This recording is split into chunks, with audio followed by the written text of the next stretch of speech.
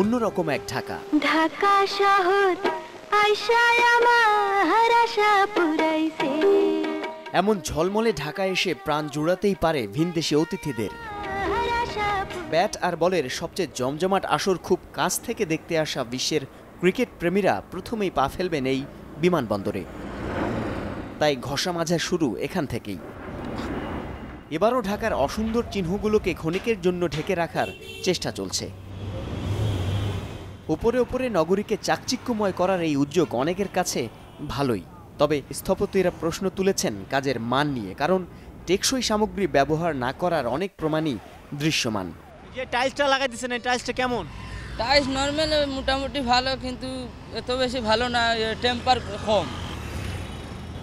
টি-20 বিশ্বকাপকে সামনে রেখে রাজধানীর কাকলিতে রোড ডিভাইডারে যে সৌন্দর্য বর্ধনের কাজ চলছে, আসলে তাতে কতটা নিম্নমানের ইট ব্যবহার করা হচ্ছে সেটি বোঝার জন্য আসলে খুব বেশি বিশেষজ্ঞ হওয়ার দরকার নেই। ইটটির অবয়ব দেখেই বুঝতে পারছেন, আমরা একটা পরীক্ষা করেও দেখতে পারি আসলে কতটা দুর্বল। জাহাঙ্গীর গেট থেকে বনানী পর্যন্ত সড়ক বিভাজকে সাঁটানো হচ্ছে বাঁশ ও টাইলস। স্থপতিরা বলছেন, যেসব টাইলস বাথরুম ও রান্নাঘরে ব্যবহারের জন্য, তা দিয়ে নগরীর সৌন্দর্য বাড়ানোর প্রচেষ্টা রুচি ও নান্দনিকতার মাপকাঠিতে দৃষ্টিকটু।